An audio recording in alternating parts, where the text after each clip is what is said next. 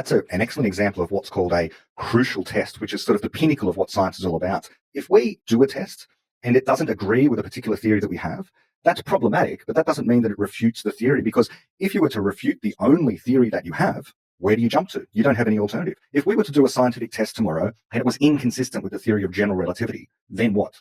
There is no alternative to general relativity. In fact, when there have been experiments over the years that seem to have been inconsistent with general relativity, guess what? They've all turned out to be faulty. If you had to choose between whether or not general relativity has been refuted by your test or your test is flawed, go with the fact that your test has been flawed.